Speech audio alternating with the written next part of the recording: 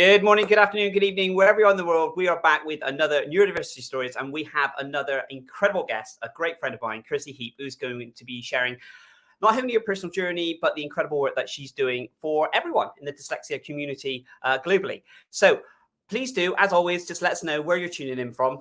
We do now reach several different countries, so a lot of people watch this at different times. We know that we put this out at 11 a.m. on Friday at UK times, but we do get lots of different people tuning in at all different times. So if you're watching this live, then please do jump into the comments and also use this opportunity to connect with people, not just during the live show, but also as well when you're watching this on a replay, because this is what Neurodiversity Stories is all about, is connecting people on a global scale. So drop in the comments where you're tuning in from, and if you have any questions throughout this from myself or Kirsty, or if you just want to chat, then please drop it into the chat. So I also want to say a massive thank you as well to our sponsors. We have had some incredible sponsors, and yet again, we knock out of the park with our current incredible sponsors, NATTC, who do phenomenal work. And I just want to share a little bit of information for you.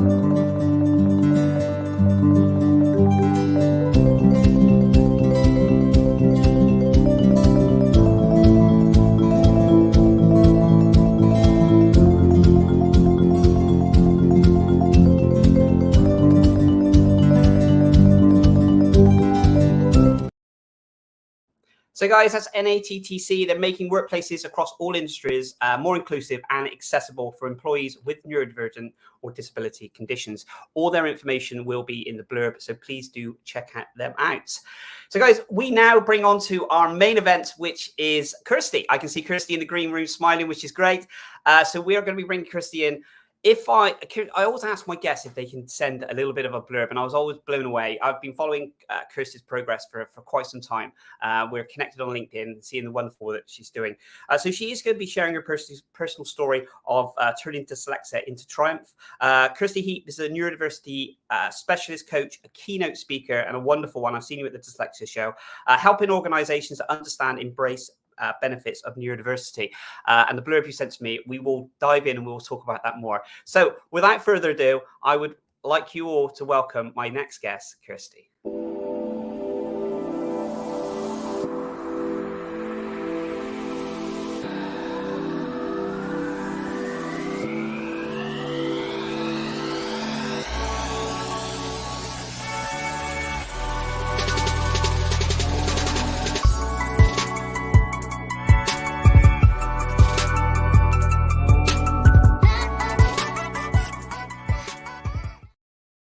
And just like that, magic. Welcome, Kirsty. Woo, technology.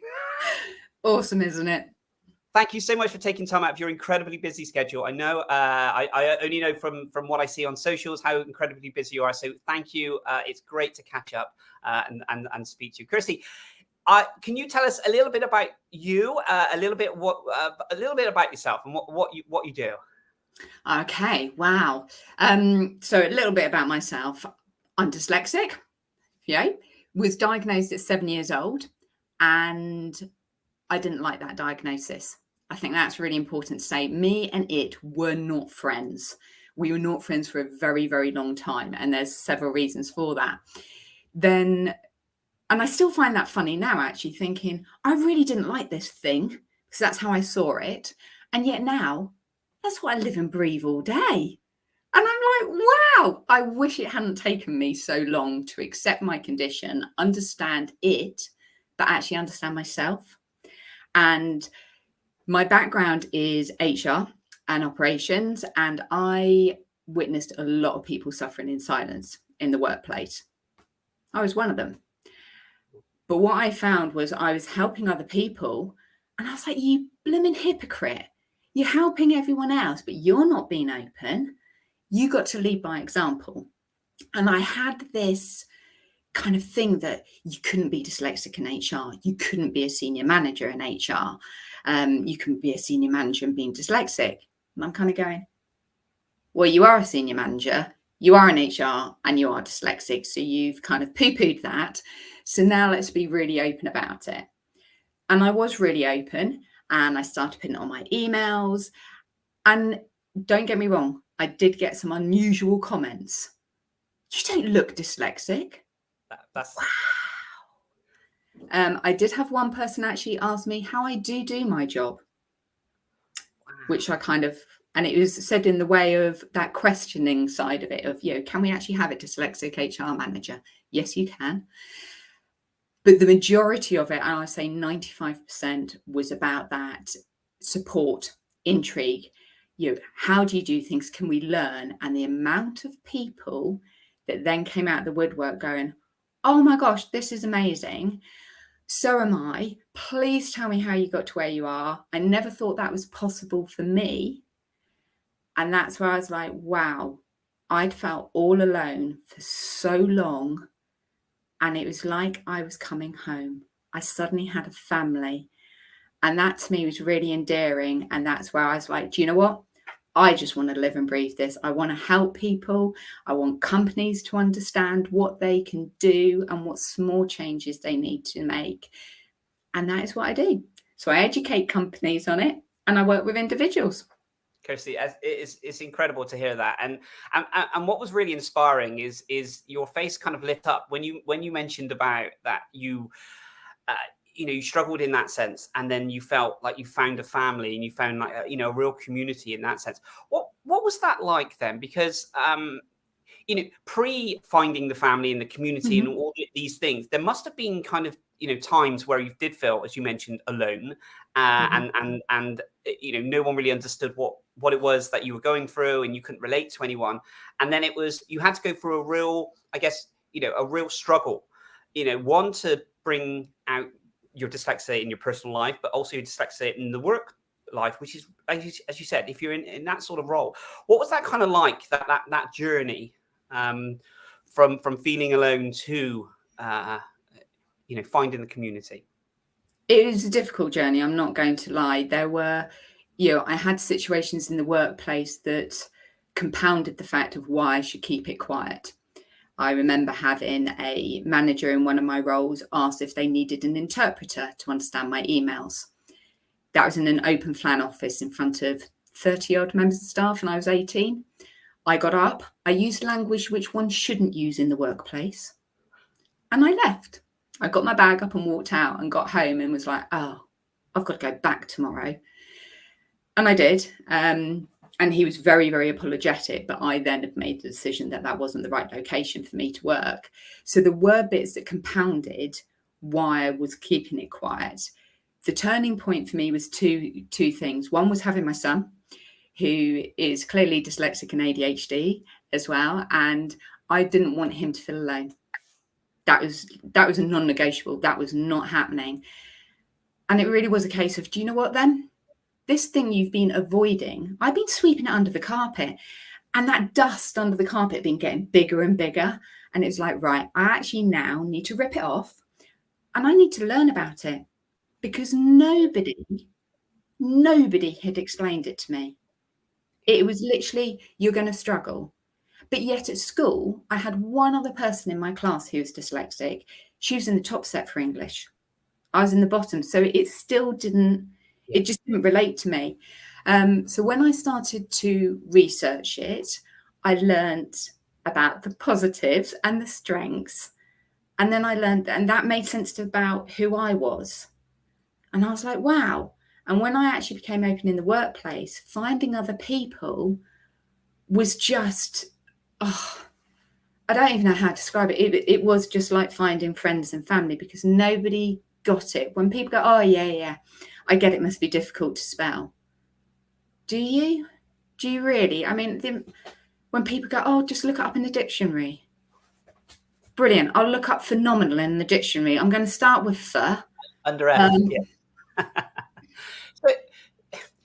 yeah, I guess it's, that brings you on to kind of the common misconceptions. And we see this a lot, where people believe take dyslexia, for instance, that is just reading and writing, and that's purely it. And if you're able to help someone read, I don't know, that certain piece of text, then you're done.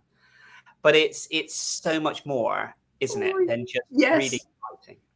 It's loads more to it. It's, you know, my processing speed is a lot slower. I take longer to read. I cannot read if people are talking to me, or if there's a radio on or television. That's not going to work for me. My organisation, I find it quite ironic in some ways. In the workplace, everyone's like, "Oh, you're so organised." It's like, yes, I work really hard at that. I have no shame in saying that I'm 46 years old and I still lay my clothes out the night before I go to bed. That is my routine. Have you always done that? I've done that from when I was probably, I think I started doing it at school, and kind of my mum made me do it at school, and it carried on. And when I had kids, you know, I did it for them. But I realised actually it was my clothes that were important. It just helped that flow in the morning work. And I am meticulous with my organisation. I have a food planner. My food shopping arrives at the same time every week, because that's how my life works best. And people are like, "That's really quite organised." And I'm like, yes, because if I'm not, it goes to pot. And I think if we talked about dyslexia, for instance, and this is where I believe the scale, you know, from a personal point of view, where the scale differs, because I have dyslexia and I have ADHD, and I don't do any of those things. I like to do those things. I think I would benefit massively had I done those things, but I don't. Although I don't physically do those things, in my head, I'm doing those things. Does that make sense? So I'm thinking, I must plan this out. I must plan that out. But I am lastminute.com in hoping, I guess, that it will work out, and then I will work out. And I don't know if that's just the ADHD part, the dyslexia. I still can't kind of work that out. But I realize that it is like tempting fate, really, within that side of it. So I feel like I go through that working motion, what you do, but I guess I don't execute it in that sense. So if we were using the terminology, well, just dyslexia is just reading and writing, or dyslexia, you're very organized or you're not organized. I guess this is where the scale, isn't it? That it differs. Yeah. Massively. It's a scale. And I think it's also, like we were talking about strategies, I know they're actually my non-negotiables. You know, I've done them for so long, they are now habitual to me. But also when I don't do certain things, I feel like I'm losing control. And then that comes into play, though, with that dyslexia. So even in the sense of morning routines I have, I mean, the picture you played at the start with all the bits of nature, I love that. Nature to me is so grounding. It calms me. And if I'm having a day where I find I'm getting more frustrated with some of my dyslexia, I go outside, I take my socks off, and I stand on the grass. And I'm just like, it's all right. You've got this. And I think a lot of the anxiety, the nervousness, those internal feelings, that's what's built up over the years. And yes, I've worked really hard to work on that. But there are still times when in my mind, I'll go back to an 8, 10, 18-year-old Kirsty, where I was struggling against this because I didn't want it. And for me, acceptance has been absolutely fundamental. Do you think acceptance? Not everyone I've spoken to, but the majority of people I feel, and I've done this. Acceptance plays such a big part in it, and I don't know whether it's that feeling lost beforehand, and that you're just, I guess you're craving for a community that gets you, or something. So once you find that acceptance, do you find that acceptance then goes into a lot of other things, and then not hinders you, but sometimes brings the anxiety if you don't feel accepted in certain situations? Or do you feel that you've not mastered some coping mechanisms and you can highlight it better? But do you feel that acceptance is played in lots of different parts within your life, or do you feel you've parted that? No, I think it is a key part. So acceptance was actually all about also accepting myself and understanding myself. and in a way liking myself and just understanding how I worked. That's really key. And there were still times within my working life, literally in the last 3 years, I would say, where I didn't feel so accepted or understood. Yeah. So it does still come up. And even though I was trying to explain it, I still felt like that outsider. And when I look at it, quite often it was because I was surrounded by a lot of neurotypical people. Normally that acceptance for me, it's like a buddy kind of thing. If there's one other person, it just calms it. So what kind of, so did you go down the route of being diagnosed, or was... My mum picked it up really when I was 7. So she did that diagnosis when I was 7. And, I think, and this is just my personal opinion, but I think there's a lot of work that still can be done around how that diagnosis, that's a good word, isn't it? Make that up. Another bit of I love about it. That diagnosis, how it's shared and explained to parents and also to that child, in my case, because nothing was really explained properly. And I appreciate, this was going back to like the 1980s, but it was very much about, you've got a problem, you're going to struggle. It wasn't, do you know what? You learn differently. Your brain's wired slightly differently. Isn't that amazing? If it had been explained like that, I would have seen it in more of a like, oh, okay, rather than a heavy weight that was put around my ankle. And when I put that I really found it hard, I actually considered not having children because I was scared about passing it on to my kids. Because of the struggles that you went through yourself. Yeah. And that's life changes, isn't it? That's life-changing decisions that you were contemplating because of the effects that it had on you. Yeah. I wanted to be a parent so much that won over. But those thoughts went through my head. Do I really want to inflict this pain on somebody else? Wow. It's 50-50. It is. And it's 50-50 in the sense that their father's neurotypical. So in my head, it was 50-50. But absolutely. And it's just, I guess it's getting across, isn't it? When you go into organizations or we're having these conversations, the how much more it is than just reading and writing, and the effects it can have. So you now go into organizations, and you do, the incredible work in there. What's the kind of the initial kind of conversations that you're having within this? What kind of, not say barriers are being put up, but the understandings that you have to kind of, I say break through, you have to kind of create that understanding. What does that kind of look like for anyone that's watching? It's a lot of it is about creating that trust, first of all, in the workplace. There still isn't in every workplace that. It's getting better. It is definitely getting better. But creating a safe environment is really important for people to start sharing that they have a condition they may have, or they just think in a different way. So quite often for me, it's about doing an introductory session. The one thing I'm keep coming up against is we want managers to know how to work with their neurodiverse team members. And I go, right, are you telling me that all your managers are neurotypical? Well, yeah, we believe so. I'm going to say no. So it's still getting that barrier down of managers and senior managers potentially not having neurodiverse conditions. And that to me is like, we need to get rid of that kind of thought process. Absolutely. And I guess that is, isn't it? But, especially coming from a HR point of view, I guess they generally think that, if you're dealing with someone who has dyslexia or ADHD or neurodivergent, then, that's a job for HR, and they just go through the process and create tangible forms and some training, stuff like that, and then it's done. But as we know, it literally needs to start kind of from I use the analogy from business terms, top to the bottom, whatever, the CEO from all the way through has to be that understanding throughout the entire organization. Otherwise, you won't be able to create that consistency of understanding. Yeah. And I did a talk for a charity a while ago, and it was lovely that actually CEO was on the call. I had no idea they were on the call.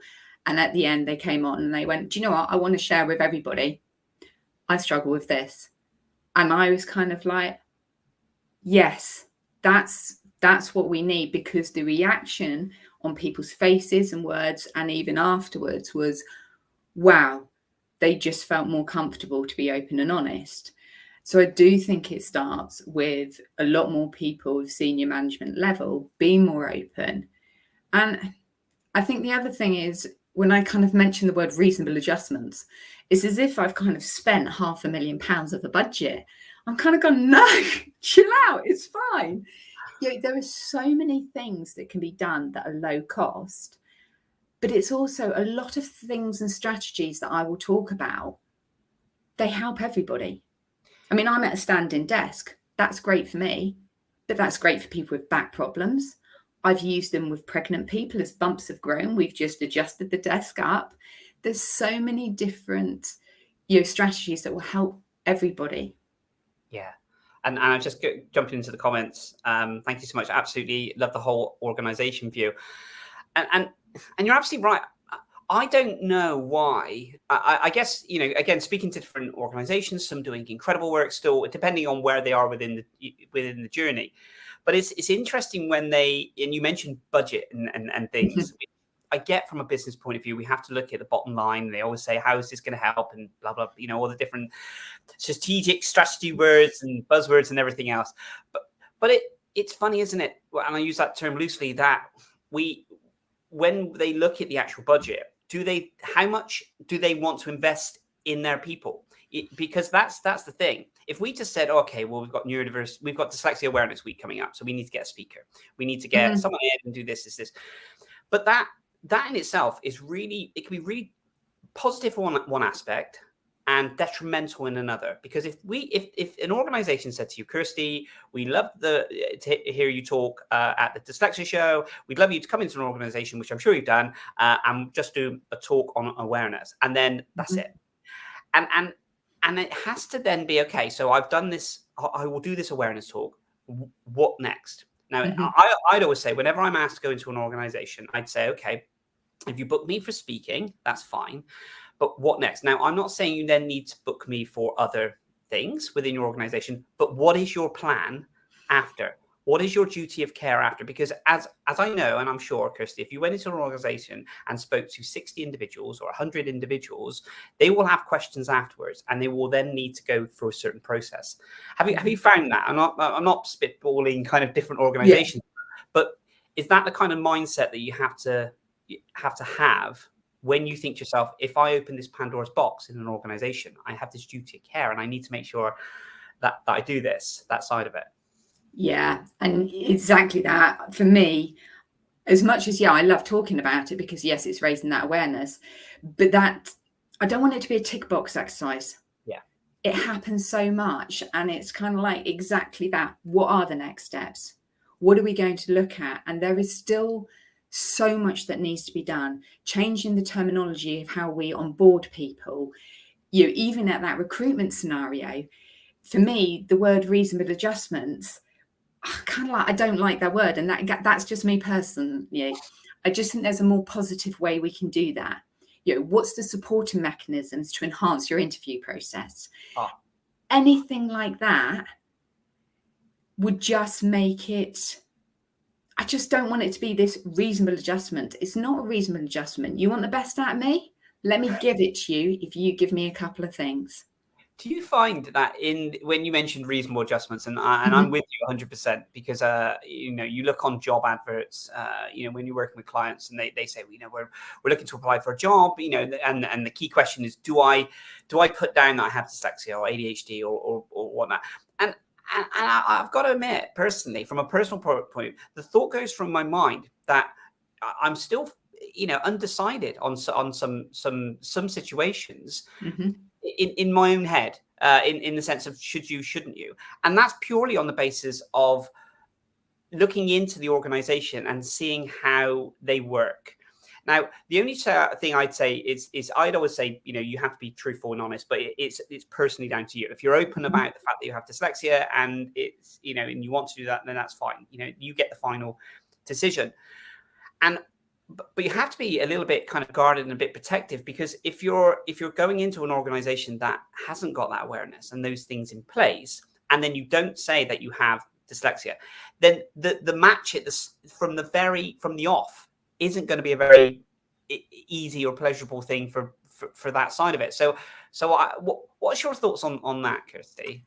My thoughts are, I wouldn't actually want to work for an organization that wasn't doing what it should do. I won't say needs, because I don't agree with it being a need. I think it's what you should do to kind of support your employees. Yeah. I wouldn't want to work for an organization that doesn't even have some understanding and is wanting to improve. So for me, I would actually drop my dyslexia in within the strengths area somehow. So if someone's talking to me about the strengths, I would probably say, do you know, one of my strengths is problem solving, which is one of the beautiful things that comes with my dyslexia, and carry on. See, and that goes back to the earlier conversation you had, where someone turns around and says, "Oh, you learn differently," or the way that your brain works, and the way it's that positive, almost like people say an affirmation, but it's not. It's just this way of really kind of turning this negative that's continuously seen a negative, and we always do. I'd say I'm not too sure who's marketed around dyslexia as well. If we look at all of the marketing towards dyslexia in everything, it's almost I can't. Apart from the motivational, you can be like Branson and the other bits and pieces. We generally play on the weakness and the struggles, and then we come up with the strengths side of it. So we have to.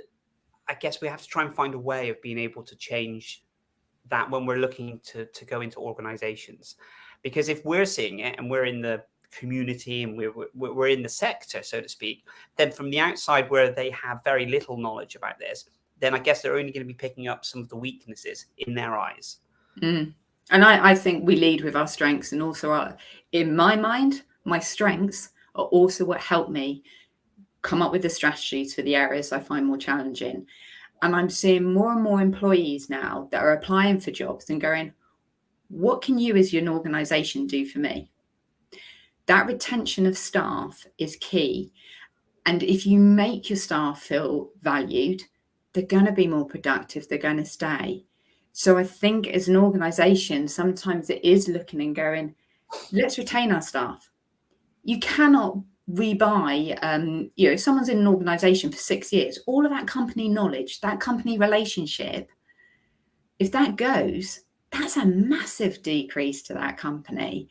It's not just that financial cost of recruiting. And I think it's people buy from people. Yeah, absolutely. I'm just going to share Amy, her comment says people don't leave jobs, they leave organizations and managers at times because they're not willing to support the neurodiversity in the workplace. Now, and you alluded to this beautifully earlier in the conversation, you mentioned about the recruitment process, and it starts from the recruitment process. How do we first encourage people to work for organizations, but then how do we welcome them on, for the onboarding? How do we continue working cohesively together? And it is, if we were to write a business plan in that sense, and people talked about retaining staff and recruitment, the amount of money I'm sure organizations, we've had organizations before, and I know how much recruitment can cost, but also the well-being of staff and how to retain them.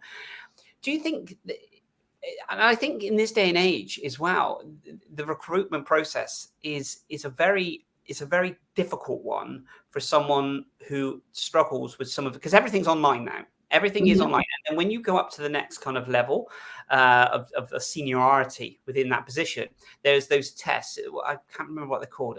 Is it not aptitude ones? The aptitude test, where they test all of these different skills. And the different jargon on there is we're going to test your the response time. We're going to test your English. We're also going to check memory. We're going to check all these things.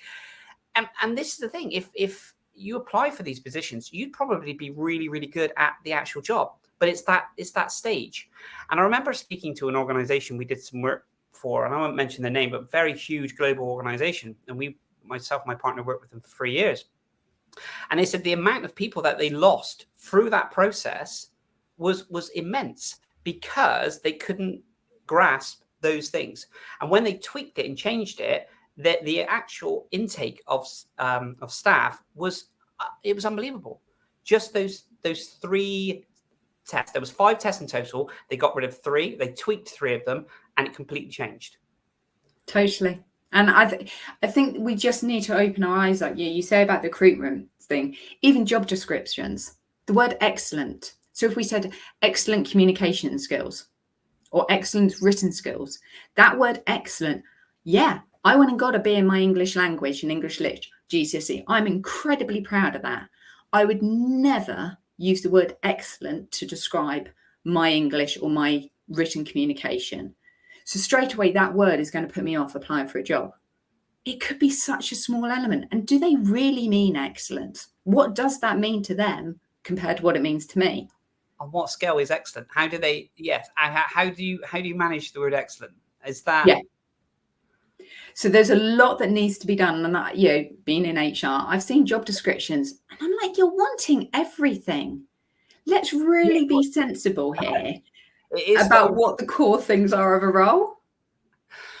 Why do you think we've done? I mean, I've been in jobs and business, I feel like forever now, at the age of 46. And I've just done, I remember, myself, my partner, writing job descriptions out, for our companies back in the day. And I look at some of them now and they're like, like essays.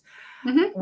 And certain buzzwords in there. Why do you think we've got to that stage where it's almost, I almost see it's like it's 3 different job titles or 3 different jobs all rolled into one, or I don't know what it is. Could you, from a HR point of view, do you have any thoughts on this? Why we've got them? They're so big and they're so technical, and I can't imagine everyone ticks all those boxes. And I'm pretty sure they do say, well, if you don't tick all the boxes, but it's almost like, well, actually, we do want you to tick all the boxes. From a perspective of the HR as to why, I'm not totally sure, but from my own opinion. Yes, sorry, I meant from your own opinion. Is it not from the HR? No, I think it's just from your own opinion. It's purely, I'm not quoting Kirsty on anything of this. I want everyone to know that this is from Kirsty's and my personal views on this. I think they're just trying to look too wide. And I think we need to they're wanting everything to be all encompassing. And sometimes within a department, it's actually better to have people that are more focused on doing more particular areas. So for me, if I look at my own departments I used to manage, when I was recruiting into it, I'd be looking at the strengths those people had. Irrelevant to the kind of job description, I'd be looking at the strengths they had and then where the areas that I was missing and looking to recruit for that. Now, I was speaking to somebody in sales. They were a really good salesperson, their own admission, they weren't good at doing the proposals and the admin.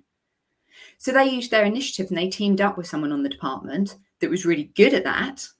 And if you looked at their job description, yes, they were meant to do all the different steps, but they worked with their creativity and worked with their strengths. And they both went up to the top of the sales table because they were doing that elements that worked for them.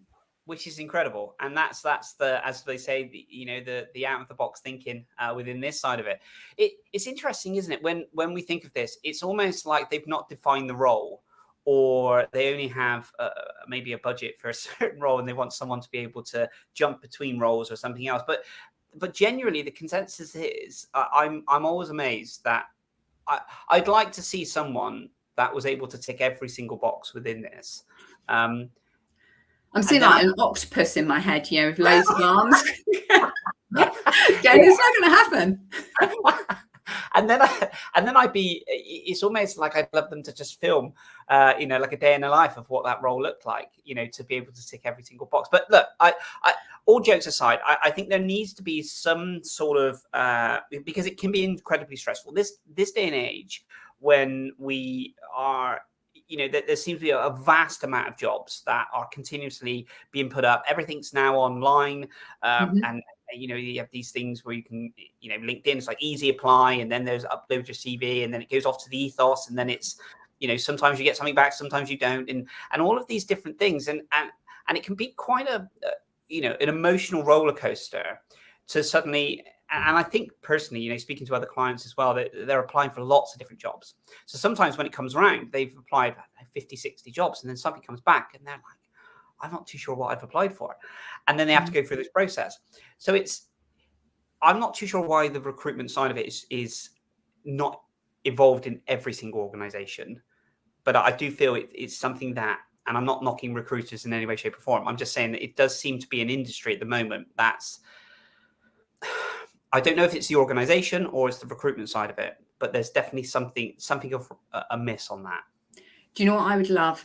I would love if more job descriptions had a really short video explaining to me what the role was, because having to read it, and also the words that sometimes they use. And I used to do this in HR. We used to use fluffy terms. And then from my side, I'm looking at it and going, but what are you really wanting? And you start questioning.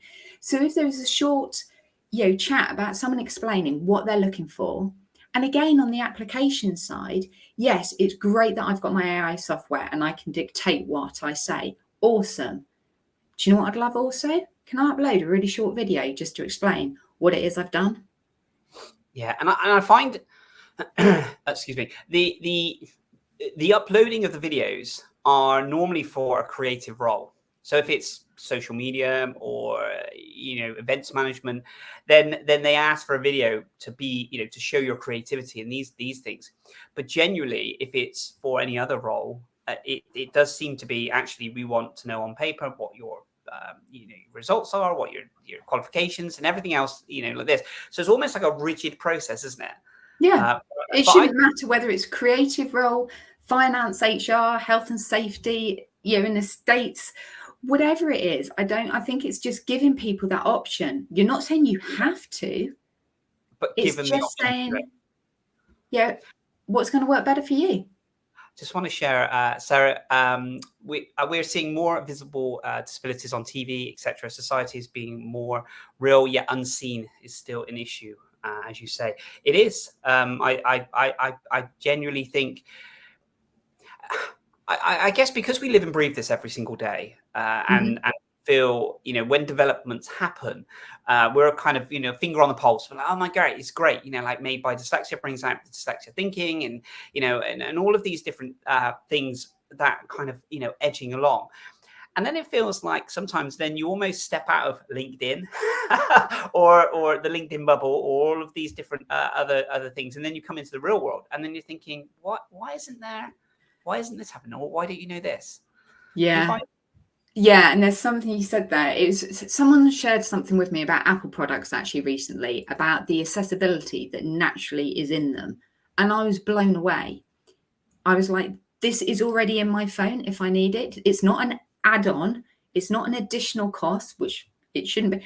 But I was like, that's the way this should all be. It's just there. And how did you find out about that?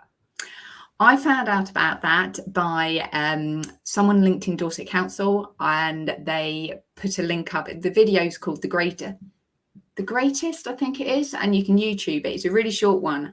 I was really moved by it, and I was amazed about all of the, like I say, the accessibility functions that naturally are in a phone that I had no idea about. And I guess because of this era of technology with AI and, our phones pretty much, I think maybe in 10 years, they'll change the word phone to something else, because it's not really a phone anymore. It's this incredible computer which you carry around for yourself. But do you keep yourself updated with these things, like what's coming out or what can kind of help you? Or do you just kind of stumble on them? Or how do you find out the latest things that can kind of help? From other people normally. Because I'm not one that listens to the news or anything. For me, that doesn't work for me. So it is by talking to other people. I love working with my clients when they come up with a new thing and they're going, oh, I've been using this app. And I'm like, oh, okay. And I have a list of kind of random different information that then I'll go and look at. Because for me, having that lived experience from someone is really important. I want to know from the person that it's working, how is it working? Why is it working? And I love my phone, don't get me wrong. And I turned it off recently. We went away, me and my husband. We thought it would be good, disconnect. Amazing, really enjoyed it. And then we had to giggle ourselves silly because we wanted to try and find a specific shop in a location. Yeah, we both looked at each other and went, okay. And it was that sudden realization, I would have just put it into the phone. Yes. So I had to do that old school thing, when we used to talk to strangers. It is I guess, it's how much we depend on technology, I guess, and how much we depend on, my sense of direction is not the greatest. I have to go somewhere at least 10 times to remember it, basically, routes and lefts and rights and everything else like this. So satellite navigations are, an absolute must. I can't remember the last journey that I took without the sat nav going, and these aren't, to big, huge, long destinations. These are something. So it is something that we move on. Have you had much experience around AI? Because I know, speaking to a lot of people, especially people with dyslexia, embracing AI now. I guess they're embracing it more. I mean, it has been out for quite some time. Have you had any experience of that, or have any of your clients have had any experience of that? Yeah, so there's various different AI. I mean, I find it really helpful in the sense of kind of just doing a brain dump, even if it's a case of scoping together an email. I might brain dump it in there and just say, give me a bit of a format. And I'm like, that's more coherent. I always change it and play it because it doesn't sound like me, and it needs to sound like me. But it takes away some of that procrastination. It takes away some of that, should that go there? Should that go there? It quickens up the process for me. Yeah, I was speaking to Michelle Casson, who was one of our earlier guests from Moonhole School, and it was really interesting. Her thoughts on AI is how they use it within their school. She openly admits on this, but it's really interesting how they use it. Exactly what you said, Kirsty, in the sense that it's almost like the starting point of something. I know. It's the classic thing, isn't it? If I'm quite a creative person, but if someone said you need to be in an office, sat in that chair, 9 a.m., and they're like, right, be creative, it's not going to work, because I'm probably creative at 4:30 that morning, or 6 that night in a field, or in a train station or a coffee shop. So you have to work within those parameters. But it was really interesting. So she gets the students to use this as a starting point. It's that off the track, start going. So, and then they have the basis, and then they can formulate around that. And I think it's quite comforting to hear how. Not comforting. It's really interesting to hear how people are using this new technology. I say new technology, but it has been around for quite some time. But it is interesting, isn't it? Yeah, and I think people are getting to embrace it more. And you're saying about schools, one thing that I would love within schools is actually for the staff to be a lot more open about conditions so pupils know. And I was working with one school, and one of their finance members of staff is autistic, and had ear defenders when the fire drill went off. A student saw that, and that for them meant the world. They didn't feel so alone. And it goes back to that at school. I had no knowledge of staff members that may have conditions, or how this was going to look within the workplace. And the workplace was very, very different to school. So I think bridging that gap some way is really important. How do we do things then? Because if we look at the school, I've always said this, the perfect kind of journey, I guess, would be in primary school. If you listen to this in the UK, so if we said primary school, then secondary school, sixth form, college, university, these things, and workplace, that would be the perfect thing, so that you had support in your primary school, your secondary school, your sixth form, college, and then university, and then workplace. But there's so many points where the support can drop. So I guess it's from if we took secondary school, into college, for instance, there could be a drop-off point there. Yeah. Or you could get support in college and university, but not in the workplace. How do you think we get to that stage? I mean, this is a long process. I'm not saying, and this is a big question, but Darren said he wasn't going to ask any big questions. It's just going to chat. But it's really interesting and necessary, isn't it? How we get to that whole process, that unicorn process, I guess. So that we've got that continuous support. And I guess the awareness needs to start from somewhere, and then the strategies and the plans and the belief in it. And I think it all comes back to that acceptance and that plaiting it in together. And I agree, it's about that support. But even for some people, that word support can be taken in a negative. So it's just that way of doing things differently and experiencing differently, but getting everybody to experience things differently. So within the classroom, and I appreciate, teachers have a difficult job when you've got 30 kids. I totally get it. But, is there a way of going, today we're going to do things slightly differently. We're going to spend 10 minutes, for those of us that can stand, doing a standing lesson to experience what it's like for everybody. Because I think helping that understanding is really important for everybody. And I've definitely learned a lot by other people. And that for me is how I learn best. So I think it's talking about it more, but it's also asking those individuals, what would have helped? How could have things been better? If we learn from the people that are actually going through the process, then that's where the best information is going to be. Absolutely. And I think that's the question. And I'm sure from after the talks you do in organizations and the work that you do in organizations, I always remember the question gets asked, say someone joins the organization and they say, what do you need?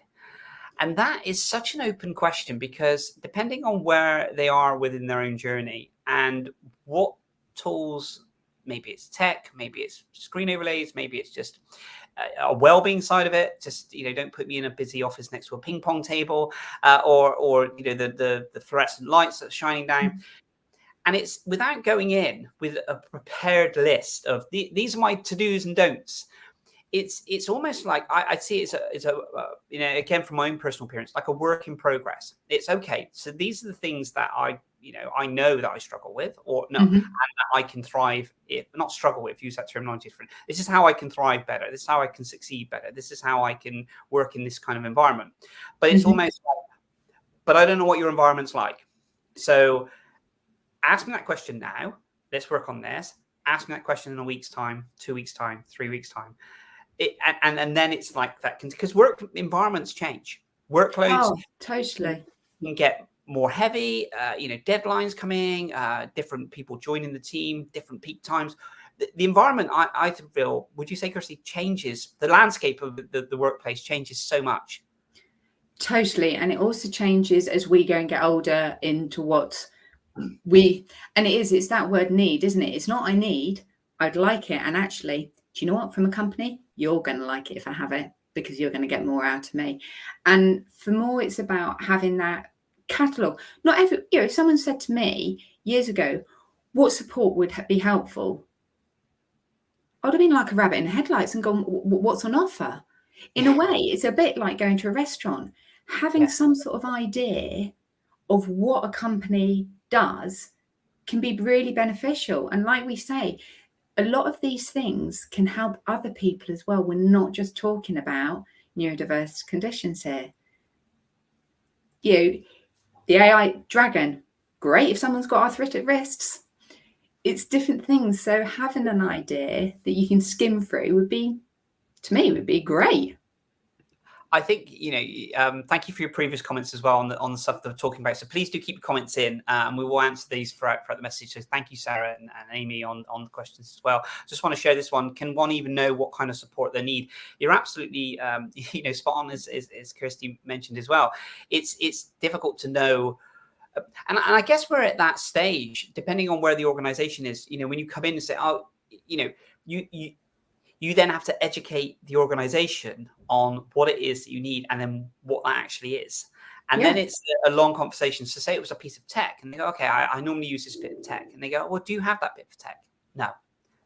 because it costs X amount of money. Okay, but you can get it through this. Okay, so what does that look like? And then, oh, we can do this. Okay, so can you speak to us and let us know what it is? Okay, and then it's that whole process, isn't it? And I think if there was a certain awareness within an organization, and I'm not saying that every organization is going to know exactly, because things change all the time, and what you need within a certain role that you're doing in a different organization may be different to what you're doing now, because the task might be different, the environment might be different. Could be, earphones where trying to block out the sound. And I think this is where we need to start having those conversations. And access to work is phenomenal. Government funded, put there. A lot of companies do not know about it. A lot of people that are self-employed do not know they can use it as well. It has been fantastic. And then you do have a chat with someone about areas that you may find more frustrating, challenging, and they will give you some ideas of what might help you. I mean, I stumbled across literally the standing desk scenario. It was a previous boss of mine who wanted to stand in desk. He had a bad back. And I made a flippant comment of, wouldn't mind one myself. He said, "Oh, do you want?" It was like a game changer. I was like, hello, why did I never think of this before? And I think it is, access to work, which are, NATTC are our sponsors, and they deal with this thing all the time. So please do get in touch with them. But genuinely, I do feel that there's so much out there that needs to still be unraveled to be able to have these conversations, within ourselves and within organizations as well. So, and it's speaking to companies like NATTC to say, what could help me, and sharing those ideas. Absolutely. Christy, we are literally coming up to the end of our conversation. It is, I said it would fly by. Christy, how can people get in contact with yourself if they're not already connected with you on the social channels? But please feel free. How can people in our organizations get in touch? Yeah, find me on LinkedIn under Kirsty Heap, spelled with a P at the end. Otherwise, on Facebook, Google the Dyslexic Coach as well. I'll come up under that as well. But Kirsty, feel free to reach out, and I have no issue. If someone wants to ask a question, reach out. I'm free. Have a chat. Not a problem. I'll make my time. And I think that's the wonderful thing within our community, and also with yourself, Kirsty, that having people contact you and asking these questions. And I think that's from one question then stems from so many different things. And that is the beauty of the relationships that you built with your connections and the workplaces. So I can't thank you enough for joining us today, Kirsty. I hope you enjoyed our conversation. Loved it. Thank you. We will catch you again soon. Thank you so much, Kirsty. Thank you. No worries. Take care. Thank you. Bye-bye.